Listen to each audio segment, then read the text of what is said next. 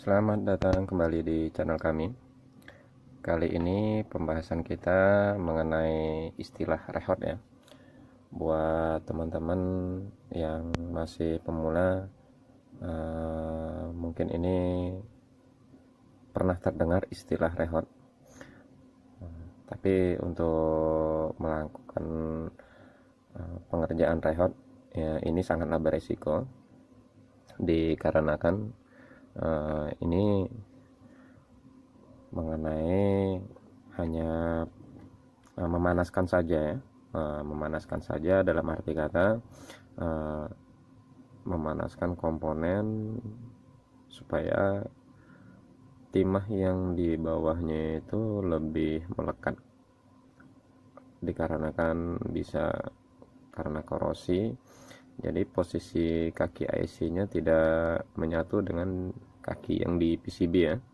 Jadi istilahnya teman-teman bisa lihat seperti ujung pinset yang seperti ini ya. Nah, bisa teman-teman perhatikan. Jadi pada saat handphone kondisi mati total, terkadang tidak dari IC nya yang rusak ya, bisa jadi kemungkinan itu dari kaki IC yang tidak menempel. Jadi saya contohkan seperti ini. Nah, jadi perumpamaannya seperti ini. Jadi posisi kaki IC nya itu mengambang, dia tidak menyentuh.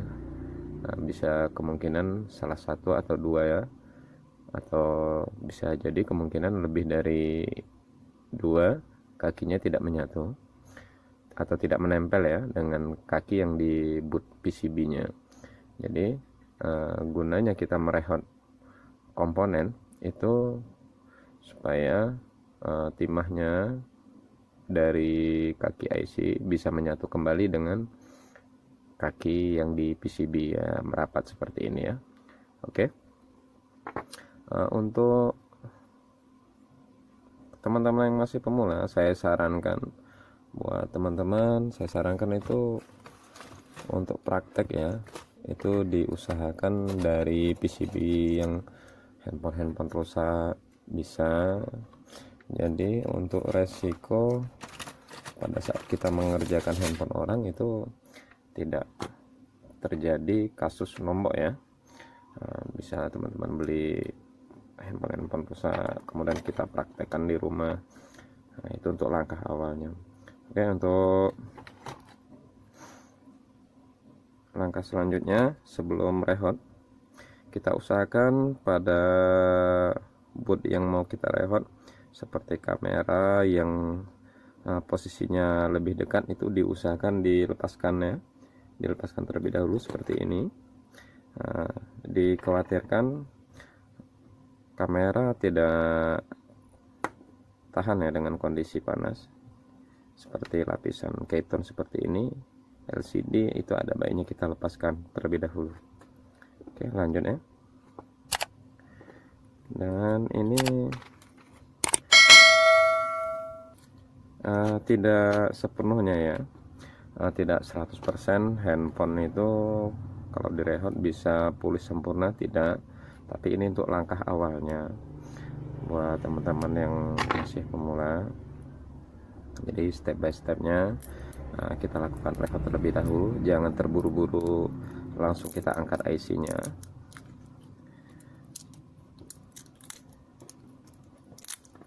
Dikarenakan terkadang handphone terjatuh atau kena air, bisa jadi kaki pada IC tidak menempel sempurna di PCB ya.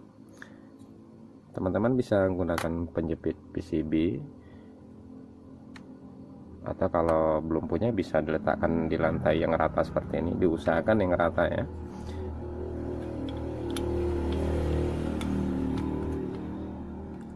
Oke, seperti ini. Dan untuk menjaga komponen yang lain seperti konektor cas, bisa teman-teman gunakan aluminium foil untuk menutupinya supaya tidak meleleh. Terkadang ada yang seperti ini ya, ini dekat seperti ini alangkah baiknya teman-teman tutupi dengan aluminium foil seperti ini. Nah, jadi kemungkinan melelehnya ya bisa kita atasi ya, bisa ditutup seperti ini. Oke, lanjut ya. Dan ini bisa kita tutup. Kalau ini tidak perlu ditutup, teman-teman cukup memberikan fluk. Kalau untuk fluknya bisa teman-teman gunakan yang jenis suntikan seperti ini, bisa yang kotak seperti ini. Nah, kalau saya terkadang menggunakan yang seperti ini, itu hanya untuk ACP aja. Jadi untuk fluknya kita berikan pada komponen yang dikhawatirkan meleleh ya, sama juga dengan IC nya. Untuk langkah pertama kita berikan fluk terlebih dahulu. Ini fluk gunanya untuk mempercepat pencairan atau untuk melelehkan timah yang di bawah IC, dan juga fluk ini untuk menjaga suhu dari komponen agar tidak terlalu tinggi panasnya. Oke, untuk blowernya teman-teman sebelum melakukan rehot, saya sarankan untuk menghidupkan blowernya 1-2 menit ya, lebih bagusnya itu 5 menit sebelum digunakan. Ini dikarenakan ini sudah saya on kan terlebih dahulu, jadi posisi standby. Kalau untuk setelan panasnya, heaternya saya menggunakan 350 sampai 375. Kalau di setelan anginnya saya gunakan ukuran 3 ya. Nah, kita setel dulu ke 3. Nah, dan ini waktu pemanasan komponen itu sekitar kurang lebih ya 10 sampai 12 detik. Jangan terlalu lama, dirasakan aja. Insting dirasa komponen sudah panas dan ditandakan dengan mendidihnya fluk di samping komponen, itu dirasa sudah cukup. Kita angkat dan kita dinginkan. Oke, lanjut kita ke langkah rehotnya ya, bisa teman-teman perhatikan.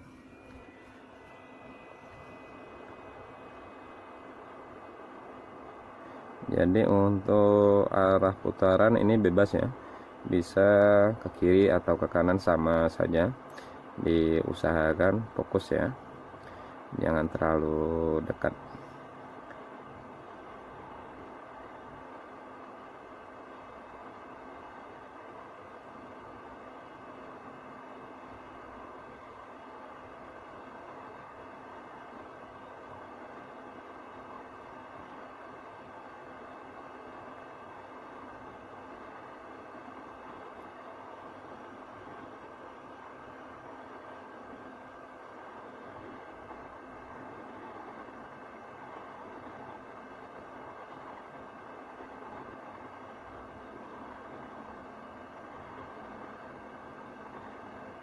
Kalau dirasa sudah panas, dirasa aja komponennya A, ditekan sedikit apakah dia sudah mau bergerak. Jangan terlalu kuat menekannya, menggoyangnya.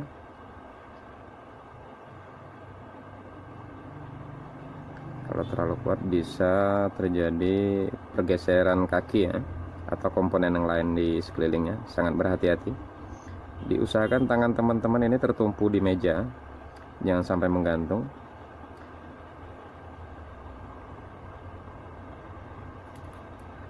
Oke, dirasa sudah cukup.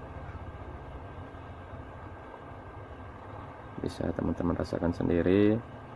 Nah, pada saat kita sentuh, dia sudah mau bergerak sedikit dan kembali lagi pada posisinya. Itu ditandakan timah sudah meleleh.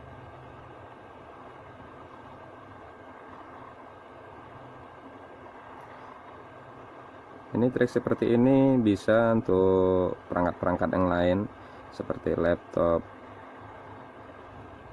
atau yang lain. Biasanya saya gunakan trik seperti ini. Dan juga insting kita harus apa ya, diperhatikan betul, jangan terlalu panas. Bisa teman-teman lihat sendiri, ini sudah mendidih fluknya ya. Dan ini jangan disentuh pada kondisi panas seperti ini ya, dikhawatirkan ada pergeseran komponen. Kita biarkan terlebih dahulu dia timahnya mengeras.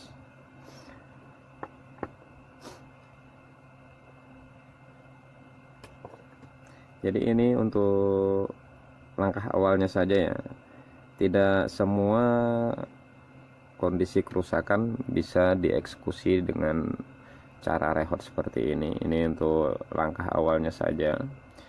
Nah, dan seandainya dengan cara ini perangkat tidak bisa dinyalakan, bisa dilakukan dengan penggantian part.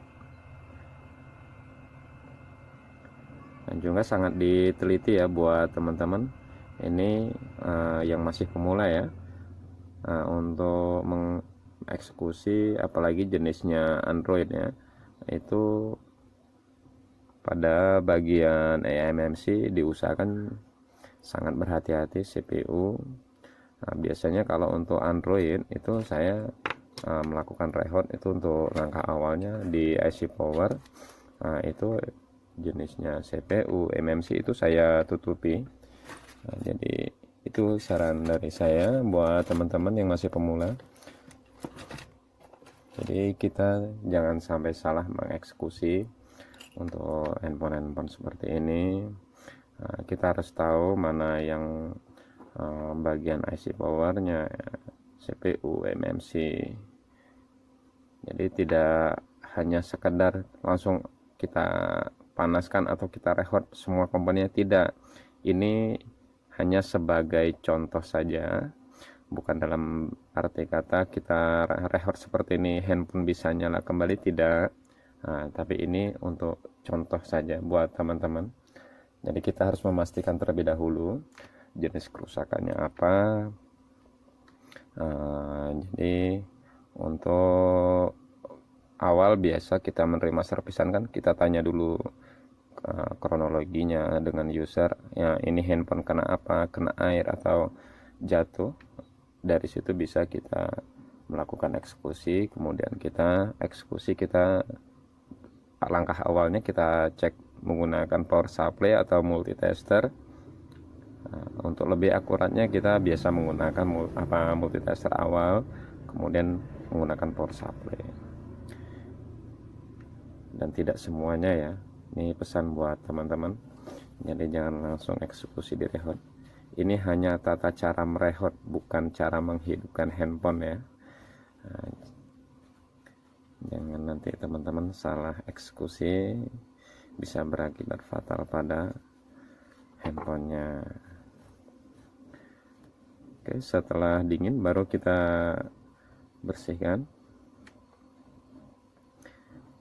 Ini kalau saya terbiasa untuk langkah awal saya bersihkan menggunakan tisu.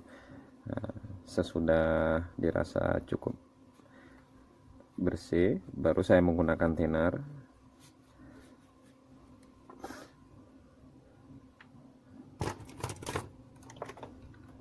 Kita bersihkan menggunakan thinner ya.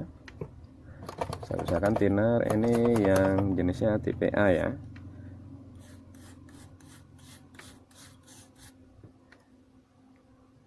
Karena kalau tipe A dia tidak terlalu keras.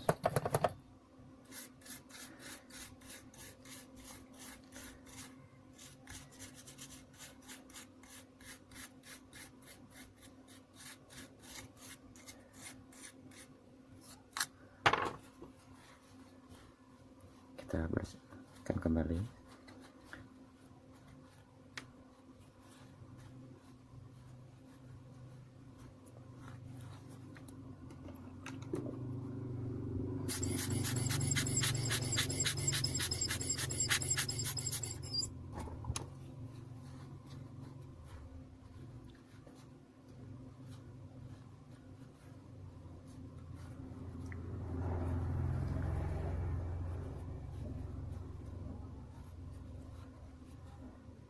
Oke, dirasa sudah cukup bersih, kita bisa lakukan pengecekan ulang apakah handphone ini bisa menyala atau tidak. Dan untuk praktek yang saya lakukan ini bukan untuk menghidupkan ya, saya hanya mencontohkan tata cara merehot komponen. Jadi ini yang saya pergunakan ini adalah handphone yang sudah rusak, ini hanya saya mempraktekkan saja.